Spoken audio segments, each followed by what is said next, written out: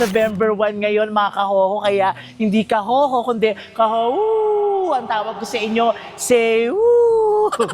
Ito naman Ito po, pala, kakaalis lang po yung nakaburol. O ito Sige po. mga kahoho, yung amoy pa lang, no? Nalalaman mo ng ano, kasi amoy bulaklak. Ito yung loob ng chapel ng Ka-Andres. Medyo maliit nga lang. Pero mura kung feeling nyo nagtitipid kayo at hindi kaya ang budget. Tsaka hindi ko alam kung ano yung mga, para saan itong mga drum na ito? Dito ba nilalagay yung mga... Formalin po. formalin! Ito dito nilalagay pala mga formalin, mga kahoho. Embalming table po. Embalming table. So dyan. Saan ang ulo? Dito, doon? Dito po ang ulo. Dito ang ulo. Ano yung ulo? No, daddy, tay, may anong kwento naman sa'yo? Dito, dumaan yung bata. Dumaan yung bata. Gagamot niya yung balme. Yung bata na ginagamot niya, nakita niya dito. Meron naman po, pagka madaling araw kasi, nagdo-roving ako. And syempre, nakakilabot, ganun. Tapos pagka papasok sa morgue, minsan inisip mo baka kalabitin ka. Kasi ibang guard dito, natatakot dahil minsan may nakikita raw sila sa likod.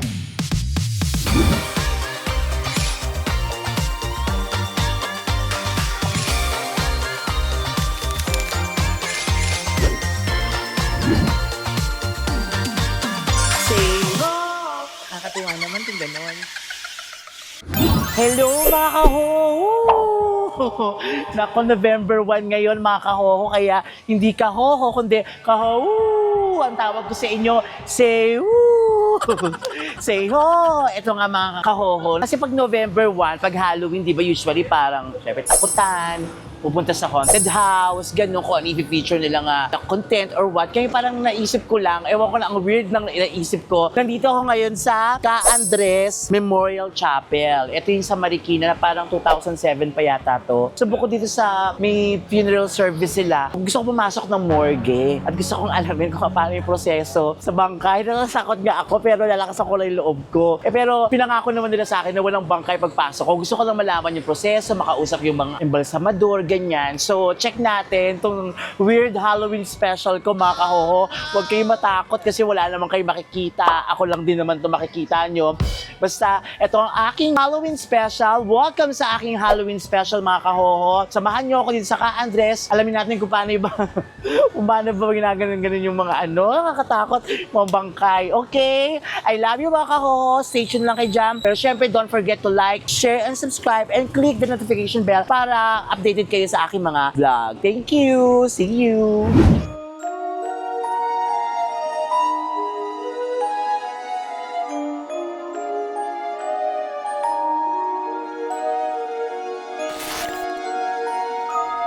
Ito mga kahoho, kasama ko ngayon si Kuya Gilbert, isa siya sa mga Ka-Andres Memorial Chapel. Tanungin ko lang, gano'ng katagal na yung Ka-Andres? Sure ba ako sa 2007? Yes, sorry. Yun po yung start year po. Tap- 2007. Tapos, lahat ba ng Memorial Chapel may morgue na din o hindi lahat? Hindi po lahat. Okay. Halimbawa po, service and chapels lang po. Ganun po. So iba to. Kasi nga mga kahoho ngayon, bukod sa papakita ko sa inyo yung mga, ang tawag dyan, kuya? Chapels po. Mga chapels sila. Meron talaga silang morgue. Yun ang gusto kong interesado kung pasukin yung morgue. Kasi natatakot talaga ako. Pero wala naman daw Wala naman po. Wala namang bangkay ngayon Yes, doon. po. So gusto ko lang malaman kung ano itsura ng morgue. Hindi pa ako nakakapasok. Saan pinapatong yung bangkay, ganon. So yun lang gusto ko proseso ang gusto kong Apa. malaman, ha? Sige At saka po. ko yung mga konting mga, I'm sure meron dyan mga konting mga nakakatakot na story pagdating sa loob ng morgue. Kaya samahan nyo ako mga kahoho. Pakita ko lang sa inyo yung kanilang mga chapel dito sa Ka-Andres. Feeling ko, Kuya Gilbert, parang ang tagal na ng Ka-Andres, no? Yes po. Feeling ko mga nasa 90s pa siya. 1980s, ganon. Pero check natin yung mga chapel niya, mga kahoho, kung ano itsura. Pasukin muna natin. Samahan mo ako, Kuya Sige Gilbert, po. ha? Okay po. Bago tayo pumasok ng morgue, dun muna tayo. So ngayon, may nakaburol mga kahoho. Hindi naman natin siya pwede pasukin kasi mga nakaburol. So yeah, ito yung itsura ng chapel nila. Parang simple lang, no? Opo. Parang feeling ko tipid to pag dito sila nag-gano, no? Yes. Magkano isang ganito? Ito po, medyo mas malaki. 5,000 per day with aircon na siya. Okay. May sariling CR lababo na rin po. Ito naman medyo mas yung room niya. Maliit. 3,000 per day. Ilan to? Ilan to lahat? Bali, 4 na chapels po. At saka may mga nasa labas sa lemesa no, para Opo, pag totoong Pag eats naglala- ganon. Yes po. Ito, ganun same din Ganon ang presyo. po. Yes po, 3,000 din. 3,000 din. Ayan. Ito naman ilang po. chapels to lahat? Bali, 4 po. Apat lang. Yes po. Ito naman Ito po, pala, kakaalis lang po yung nakaburol. So, ito Sige po. mga kahoho, yung amoy pa lang, no? Nalalaman mo ng ano, kasi amoy bulaklak. Ito yung loob ng chapel ng Ka-Andes. Medyo maliit nga lang. Pero mura kung feeling nyo nagtitipid kayo at hindi kaya ang budget, try nyo Pwede dito. rin po ilapit sa ano to, sir, yung services namin sa munisipyo. Ay talaga? Ang galing. Na nakakapagbigay ng assistance ang Na, munisipyo. kinakalibutan ako sa amoy. amoy bulaklak.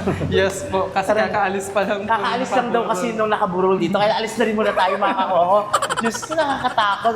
Anong mga sakop yun dito? Marikina, na pumupunta, Antipolo. Halos lahat po. Oh, hindi, halos lahat. Naman pinibig Yes. sabihin dito sa area na to, parang mas mga pupunta dito, mga taga Marikina, Yes taga po, Antipolo, San Mateo Rizal. San Mateo po. Rizal. Yes, Oh, Quezon ayan. City. Pag nakita nyo yung Ka-Andres Memorial Chapel, pero hindi naman itong purpose ko dito, mga kaibigan. Ang purpose ko talaga, yung morgue. Gusto ko siyang makita papasok kasi first time ko makakapasok ng morgue. Basta walang nakahigado Wala naman po. na. Tatakbo talaga ako. Tara na mga kahoho. Sige po. So mga kahoho, pasok ka tayo. Ito yung pinakaloob ng morgue. Parang nandito pala, natatakot na ako. Actually, hindi naman wala naman kasi wala naman nakahiga. So, hindi siya nakakatakot. Kasi yung naiisip ko na papasok ako sa morgue, nakakatakot, mga kahoho. Tsaka hindi ko alam kung ano yung mga, para saan itong mga drama to? Dito ba nilalagay yung mga... Formalin po. formalin! Ito, dito nilalagay pala mga formalin, mga kahoho. Nakakatuwa naman kung ganun. Ay! Diyos ko. So ito, aming sasakyan, ito yung mga ginagamit. Ang tawag dito, kuya?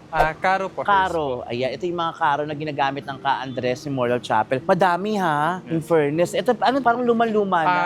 Ano po yan, L3 for pang pick up. Ito po yung pinampi-pick up po namin, L300 po. Ito pinag-pick up yung Yes, L300. So ito, ano naman to? Wala lang. Karo din po siya, aquarium style po. Parang tagal na ng karo na to, no? Opo. In fairness, so ito nakikita niyo mga kahoho, mga iba't ibang klaseng kaba. Dito na rin sila kumukuha ng kabaong, syempre. Yes po. Magkano isang kabaong? Depende. Pinakamura. Po, meron po kaming 35 po. 35,000. Meron Pinakamahal. din, yung pinakamura po namin, cheapest po, meron po kaming 15,000. 15,000. Ka muna. 15, pero silang 15,000 na karo. May 35,000. Cheap ba yung price compared dun sa iba na mga, talagang sobrang sulit. Opo. So yun, sigurado ba tayong papasok sa loob ng morgue? Yes po, pwede naman po. Baka pwede namang next November 1 na lang. So makaho, pasukin na natin yung morgue. Ito yung nakakatakot sa... Paano kaya ko naman? Ay, yung shooter ko nakinginig eh. Yung binte, parang ayaw niya pumasok. So, pasilip lang muna natin. Sige po.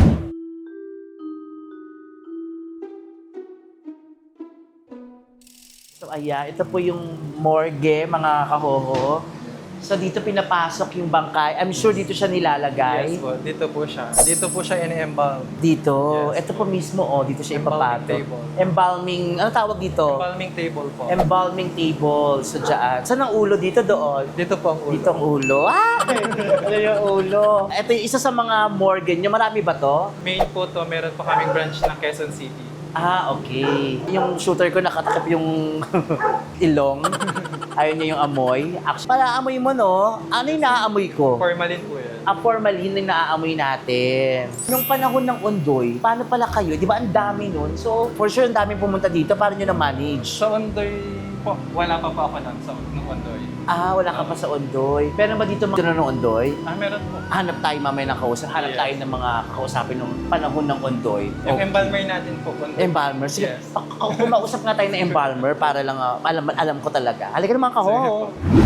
So mga kahoho, ito palang Ka-Andres Memorial Chapel. Bukod sa may morgue, may showroom. Wow, showroom. Ito ipapakita yung mga kabaong, tama ba? Yes po. Okay, pasukin din natin. Katakot. Baka pag may tumayo, kahit yung ano. Ito pala yung show. Ito, ang kakaiba tong kabaong na to ha. Anong tawag Yes. dito? Creek po. Creek.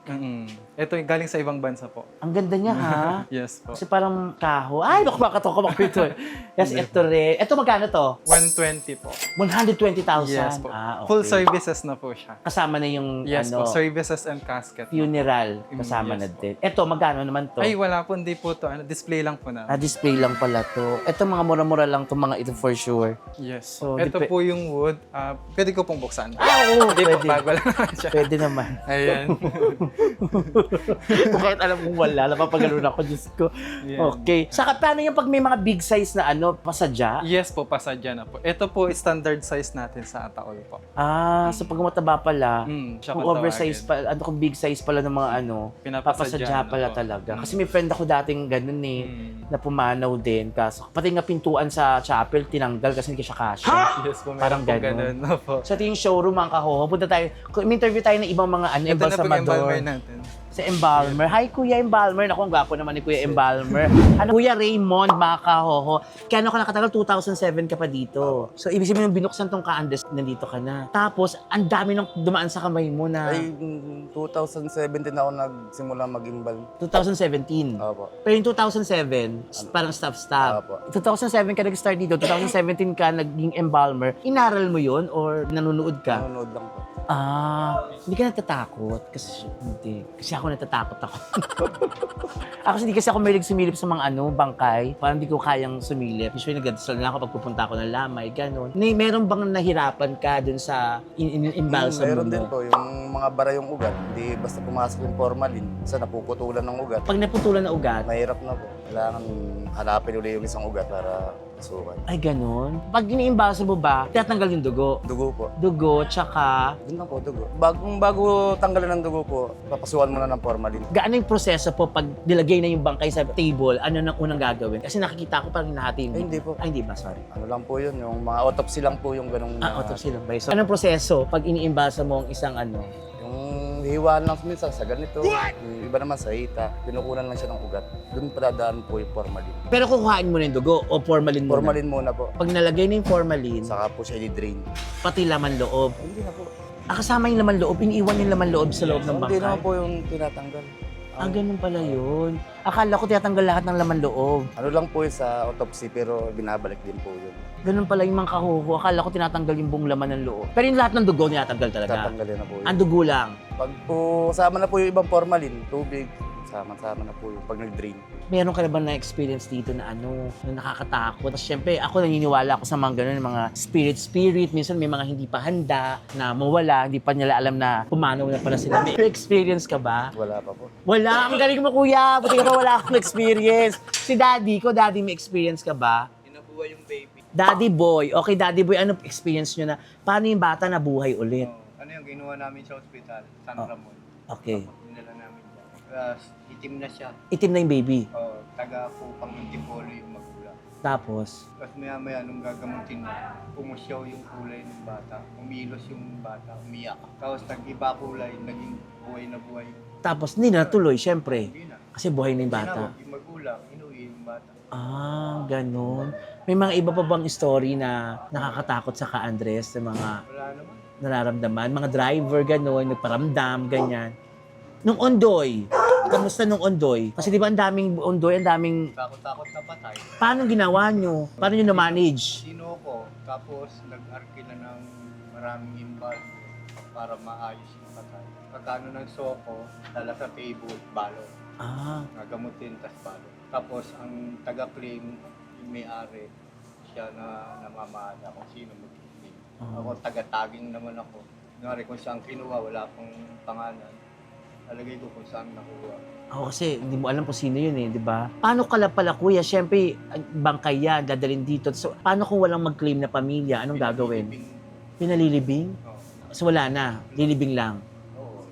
May mga record naman yan. Yung kung saan kinuha, kung saan nanggaling, kung babae pa o lalaki. Tapos after na ilang buwan, walang kikim. Talagang useless na, wala talaga kamagana. Pinalilibing na may-ari. Pinalilibing na lang. Sino po yung gumagastos? May-ari po ng pulinarya. May-ari na ng punerarya. Ang galing naman ng may-ari ng punerarya. At least, di ba? Nailibing yung... Takot ako sa aso, ano ba yan? Nailibing. Pero I'm sure, kayo mismo walang nararamdaman, pero may mga kwento kayo naman kasama nyo na I'm sure may naramdaman. Kasi pag ganito, alam ko malakas yung mga... Dito mararamdaman mo talaga, di ba? May mga Yes. kwento ba? Anong Meron kwento? naman po. Yung dati naming guard, yung pangalawang chapel namin, may napansin daw siya dati na merong siyang nakitang ganun na pumasok doon, pero nakasarado yung pintuan at walang nakaburon. Pumasok na Yes. Nung nakasarap. pinuntahan niya kasi nag-grooving siya, wala naman daw tao doon. So, yun lang naman po. Kasi may naniniwala ko doon yung hindi pa siya ready. May ganun eh. Ikaw, daddy, may anong kwento naman sa'yo? Dito, dumaan yung bata. Dumaan yung bata. Nagagamot yung embalmer.